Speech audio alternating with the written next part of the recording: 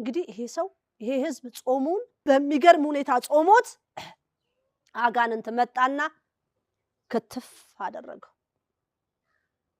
ከዛ ምን አለው እግዚአብሔርን ይሄው ህዝቤ ብለህ የምትለው ትናንትና ሲጾምልህ የነበረው የኔ ህዝብ ነው ብሎ ይከሳችኋል ብለሽ በያቸው። እየከሰሰ ነው። አንተ ታረካቸው፣ እነሱ ግን እንደዚህ ናቸው።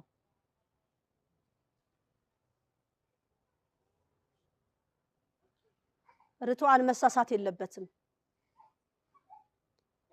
የሚያጽናና የማቃል አይደል? ከዛ ውጭ የሚያጽናና ቃል አለ? የልብን የሚያደርስ ከእግዚአብሔር ቃል ውጭ ሌላ አለ? እኔ አግኝቼ አላውቅም።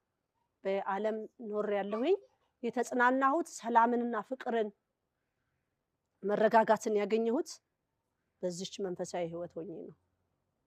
ዘፈን እብደት ነው።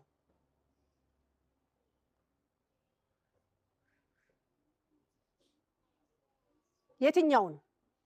የእግዚአብሔር ቃል ነው ወይስ ዘፈን ነው የሚያጽናናው?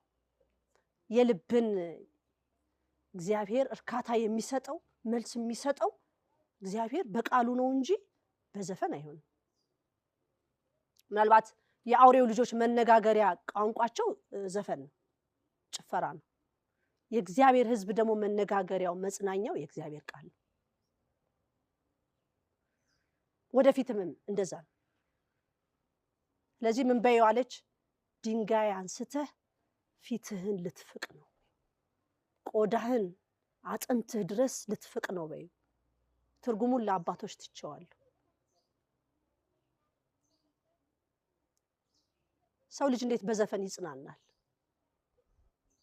ይሄ ዘፈን ለወደቁት ለሞቱት ይሁንልኝ። እሺ መልእክቱ እዛ ላይ ምንድነው የሚለው? ከዛ በዘፈን የታጀበ ነው። አሃ የሞቱትን እያሰብኩኝ የተፈናቀሉትን እያሰብኩ ልጨፍር ነው? እስክስታ ለወርድ ነው? ምን ተናነሰ ታዲያ? ይሄም እኮ አጋንንቱ እየተደሰተ ነው፣ በዚህ በኩል ደግሞ ያው እየተደሰተ ነው ማለት እኮ ነው። ይሄ መጽናኛ ሊሆን አይችልም። መጽናኛ ነው ብሎ ያመናል የማህበር አባላት መጽናኛ የለም። በዘፈን ተጽናንቶ ህዝብ አያውቅም። ስለዚህ ወንድም ልትጸልዩ ይገባል። እንግዲህ መከራችን ሊበዛ ነው ማለት ነው።